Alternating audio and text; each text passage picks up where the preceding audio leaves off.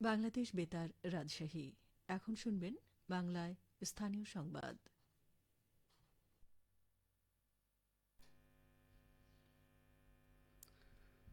আসসালামু আলাইকুম। আজ বৃহস্পতিবার ১২ই আষাঢ়, ২৯শে জিলহজ, ২৬শে জুন। বাংলাদেশ বেতার রাজশাহী স্থানীয় সংবাদ পড়ছি আব্দুর রকুন মাসুম। চলতি বছরের এইচএসসি ও সমমানের পরীক্ষা আজ সকাল ১০টা থেকে শুরু হচ্ছে। বাংলা প্রথম পত্রের মাধ্যমে শুরু হয়ে লিখিত পরীক্ষা চলবে আগামী ১০ই আগস্ট পর্যন্ত। এরপর হবে ব্যবহারিক পরীক্ষা। সারা দেশে এবছর মোট ১২,৫১,১১১ জন পরীক্ষার্থী অংশ নিচ্ছে। এর মধ্যে ৬,১৮,০১৫ জন ছাত্র এবং ৬,৩৩,০৯৬ জন ছাত্রী। ১১টি শিক্ষা বোর্ডের মধ্যে সাধারণ শিক্ষা বোর্ডের আওতায় পরীক্ষায় অংশ নেবে ১০,৫৫,৩৯৮ জন। অন্যদিকে মাদ্রাসা শিক্ষা বোর্ডের পরীক্ষার্থীর সংখ্যা ৮৬,১০২ জন এবং কারিগরি শিক্ষা বোর্ডের অধীনে রয়েছে ১,০৯,৬১১ জন। দেশে মোট পরীক্ষা কেন্দ্রের সংখ্যা ২,৭৯৭টি। এছাড়া বিদেশে ৮টি কেন্দ্রে ২৯৩ জন শিক্ষার্থী পরীক্ষায় অংশ নেবে। এবছর মোট ৯,৩১৪টি শিক্ষা প্রতিষ্ঠান এইচএসসি ও সমমানের পরীক্ষায় অংশগ্রহণ করছে। এদিকে রাজশাহী মাধ্যমিক উচ্চ মাধ্যমিক শিক্ষা বোর্ডের অধীনে আজ থেকে এইচএসসি ও সমমানের পরীক্ষা শুরু হচ্ছে। সকাল ১০টায় রাজশাহী বিভাগের ৮ জেলায় ২০৭টি কেন্দ্রে একযোগে পরীক্ষা শুরু হবে। বিরতিহীনভাবে চলবে দুপুর ১টা পর্যন্ত। প্রথম দিন বাংলা প্রথম পত্রের পরীক্ষা অনুষ্ঠিত হবে। এবছর রাজশাহী শিক্ষা বোর্ডের অধীনে মোট ১,৩৩,৬১৩ জন শিক্ষার্থী পরীক্ষায় অংশগ্রহণ করছে। রাজশাহী মাধ্যমিক উচ্চ মাধ্যমিক শিক্ষা বোর্ডের পরীক্ষা নিয়ন্ত্রক অধ্যাপক মোহাম্মদ আরিফুল ইসলাম জানিয়েছেন, শান্তিপূর্ণ ও সুষ্ঠুভাবে পরীক্ষা আয়োজনে কয়েকদিন আগেই প্রয়োজনীয় সব প্রস্তুতি সম্পন্ন হয়েছে। রাজশাহী শিক্ষা বোর্ডের অধীন ৮ জেলার ৭৫৫টি শিক্ষা প্রতিষ্ঠানের পরীক্ষার্থীরা ২০৭টি কেন্দ্রের মাধ্যমে পরীক্ষায় অংশগ্রহণ করবে। এর মধ্যে রাজশাহী জেলায় ৪৩টি কেন্দ্র রয়েছে।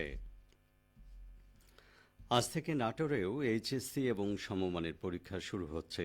জেলায় মোট ৩৮টি কেন্দ্রের মধ্যে রাজশাহী শিক্ষা বোর্ডের অধীন কেন্দ্র সংখ্যা ২০, কারিগরি শিক্ষা বোর্ডের অধীন কেন্দ্র সংখ্যা ১৩ এবং মাদ্রাসা শিক্ষা বোর্ডের অধীন কেন্দ্র সংখ্যা ৫টি। ১৬,৯১৫ জন শিক্ষার্থী পরীক্ষায় অংশগ্রহণ করবে বলে আশা করা হচ্ছে। করোনা ভাইরাস এবং ডেঙ্গুর প্রকোপ বৃদ্ধি পাওয়ায় পরীক্ষা কেন্দ্রে পরীক্ষার্থীদের মাস্ক ব্যবহার করতে হবে, প্রবেশপথে হ্যান্ড স্যানিটাইজার রাখা হবে, প্রস্তুত থাকবে মেডিকেল টিম। পরীক্ষা শুরু হওয়ার আগে কেন্দ্রে মশক নিধন স্প্রে করা হবে। পরীক্ষা কেন্দ্রের আশপাশে ইতোমধ্যে পরিষ্কার করা হয়েছে। নওগাঁয় জেলা পুলিশের মাস্টার প্যারেড অনুষ্ঠিত হয়েছে। গতকাল পুলিশ লাইন্স মাঠে প্যারেডে সালামি গ্রহণ ও প্যারেড পরিদর্শন করেন নওগাঁর পুলিশ সুপার মোহাম্মদ সাফিউল সারওয়ার। এ সময় তিনি জেলা পুলিশের বিভিন্ন ইউনিট থেকে প্যারেডে অংশগ্রহণকারী কর্মকর্তা ও সদস্যদের উদ্দেশ্যে বক্তব্য প্রদান করেন। বক্তব্যে তিনি উত্তম পোশাক পরিধান করা, স্বাস্থ্য সচেতনতা, পরিষ্কার পরিচ্ছন্নতা এবং জনসাধারণের সাথে উত্তম ব্যবহার সহ বিভিন্ন দিক নির্দেশনা প্রদান করেন। এছাড়া সার্বিক আইনশৃঙ্খলা পরিস্থিতি নিয়ন্ত্রণে পেশাদারিত্ব ও সুনামের সাথে কর্তব্য পালন, মানসম্মত চেকপোস্ট পরিচালনা এবং সকল থানায় সপ্তাহে একদিন করে হলেও প্যারেড নিশ্চিত করা সহ পুলিশি সেবা নিশ্চিত করার জন্য নির্দেশনা দেন। পাবনা বিজ্ঞান ও প্রযুক্তি বিশ্ববিদ্যালয়ের শিক্ষার্থীদের জন্য road to higher studies in abroad বিষয়ে সেমিনার অনুষ্ঠিত হয়েছে। বিশ্ববিদ্যালয়ের কেন্দ্রীয় গ্রন্থাগার ভবনের ভার্চুয়াল শ্রেণীকক্ষে গতকাল সেমিনারটি অনুষ্ঠিত হয়। সেমিনারে প্রধান অতিথি ছিলেন উপাচার্য অধ্যাপক ডক্টর এস.এম. আব্দুল আউয়াল। বিশেষ অতিথি ছিলেন উপাচার্য অধ্যাপক ডক্টর নজরুল ইসলাম এবং কোষাধ্যক্ষ অধ্যাপক doctor Shamim Ahsan. Resource person হিসেবে সেমিনারটি পরিচালনা করেন উপাচার্য অধ্যাপক ডক্টর এস.এম. আব্দুল আউয়াল। তিনি বিদেশের উচ্চশিক্ষা নিয়ে শিক্ষার্থীদের বিশদভাবে আলোচনা করেন। সিভি তৈরি, স্কলারশিপ পাওয়া, বিশ্ববিদ্যালয়ে যোগাযোগ, মেইল করা প্রতিটি বিষয় নিখুঁতভাবে তুলে ধরেন। সিরাজগঞ্জে তাড়াশে সনদ ছাড়া চিকিৎসা দেওয়ার অভিযোগে পল্লী প্রাণী চিকিৎসক ইমরান হোসেনকে 10,000 টাকা জরিমানা করেছে ভ্রাম্যমাণ আদালত। গতকাল ভ্রাম্যমাণ আদালত পরিচালনা করেন তাড়াশ উপজেলা নির্বাহী কর্মকর্তা নির্বাহী ম্যাজিস্ট্রেট নুসরাত জাহান। তিনি জানান, সনদবিহীন পল্লী প্রাণী চিকিৎসকের অপচিকিৎসার কারণে খামারি ক্ষতিগ্রস্ত হওয়ার অভিযোগ পেয়ে উপজেলা প্রাণী সম্পদ কর্মকর্তার মাধ্যমে ভুয়া পল্লী প্রাণী চিকিৎসক ইমরান হোসেনকে উপজেলা পরিষদে আনা হয়।